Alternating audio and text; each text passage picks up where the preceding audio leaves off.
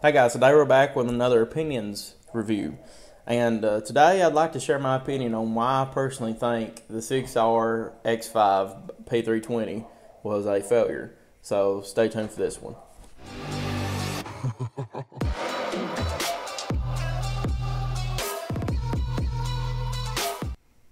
Alright guys, we're back. Once again today I'll be sharing my opinion on why I really think the P320 X5 edition was more of a failure than anything. I was gifted the gun by X-Fice, as a lot of y'all know if you stayed with my channel for a while, and I really was happy that I got the gun for free, like anybody would be. I mean, retail was like $850, $900 gun. I mean, and they not only give me that, but like a big old box and like a $250 gift card and a bunch of stuff. But today I'd like to share my opinion on really why I thought it wasn't that good of a gun, and a few different reasons.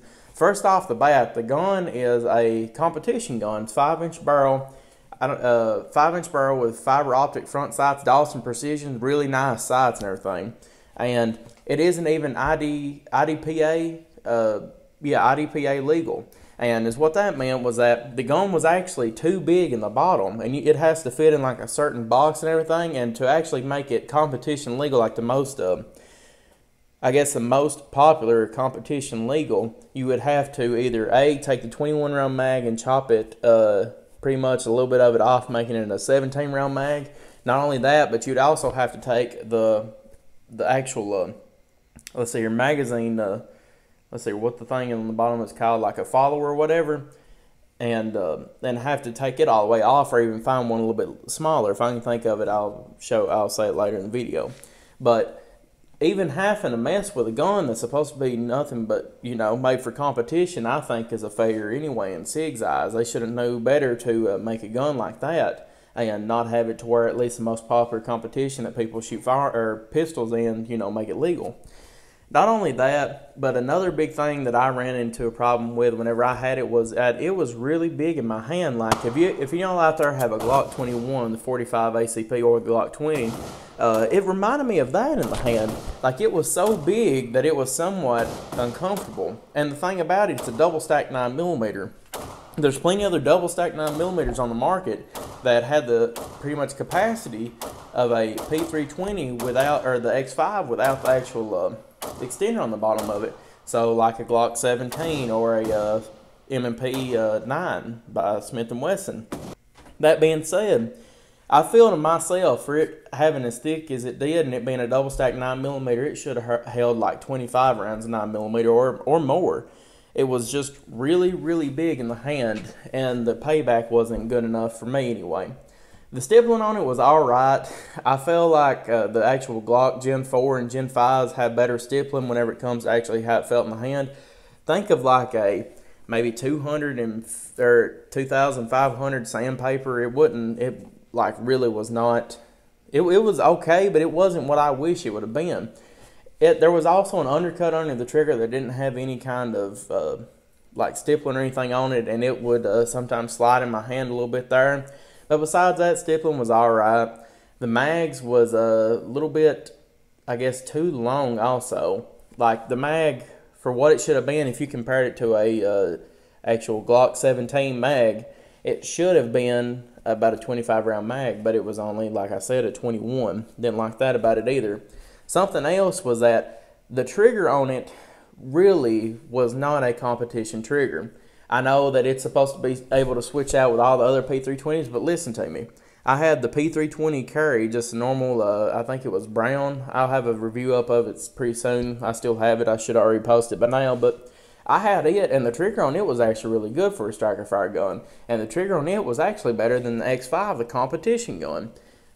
Even though the trigger on the competition gun was 90-degree angle, to where whenever you pulled the trigger at 90 degrees, it would snap and the striker would hit the primer and the gun would go off. I felt like it was still not that good of a trigger whenever it comes trigger pull. So that being said, let me see if there's anything else. The Dawson Precision sights was really nice. I wish that they would have actually painted the back sights, maybe had 3 dots instead of just 1 dot in the front and the U in the back, which it was all right, but I felt like it shot somewhat high, even though it was adjustable. Every time I would adjust it, I still felt like the way I was holding it, it was shooting a little bit too high. Gun was very accurate though. From whenever I got used to it, it was really accurate. I shot probably, if I had to guess, about 500 rounds through it, a 9mm, and it hung once. I actually remember we was at a center target, one of our local ranges, and it actually hung there, and it surprised me, which I'd shot probably 300 rounds through it, but still, I thought it should have done a little bit better than that.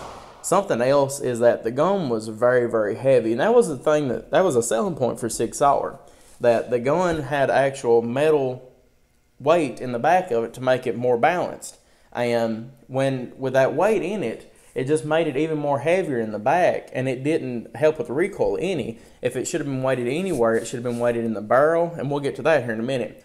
It should have been weighted in the barrel and maybe in the front of the gun to keep it from coming up. And before it leaves me talking about the barrel is a 5-inch, but not match grade. That being said, you have no 4-inch guarantee at 50 yards.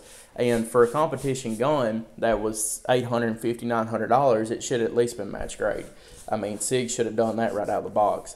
So you already had all these companies been like, well, let's take this and see where SIG messed up, and let's already start making the actual barrels for it and everything. But something else too that I really think that Sig Sauer messed up on with the X5 is that it was out maybe two months, and there's already 2 gens of it. And whenever I first received the gun, I was looking at the barrel and I was like, wait, this should have been stainless.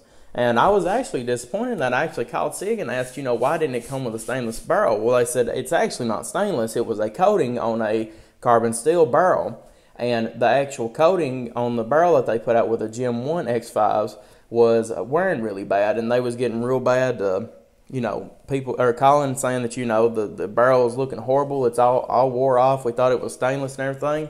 And they said they changed that, I think, within the first 2 or 3 months. So that was another big thing, and I'm really trying to think that's about all the quarrels I have with the X5, but all of them put together for an $850 to $900 gun, and then that's before even tax.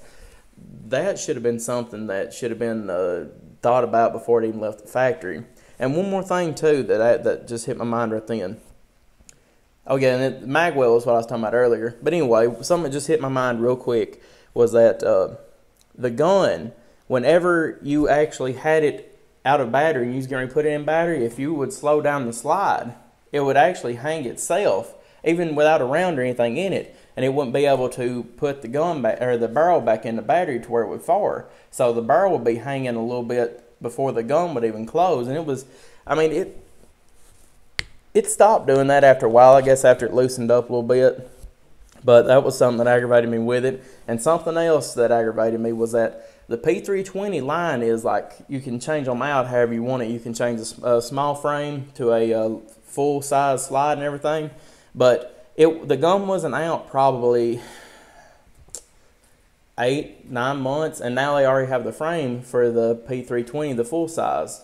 So now you can buy the frame for $50 and have just a normal slide on top, and you've pretty much got an X5 without having to pay for all that extra stuff. I mean, it's just, I think SIG really messed up with this gun. They had something and they messed it up, and I think one of the biggest selling points for SIG on this gun would actually have been home defense. 21 rounds of 9mm, 4 mags with a actual tactical rail on bottom of it where you could put a lighter laser. I think personally that was what the best use for the X5 would have been, but pretty much SIG messed it all up.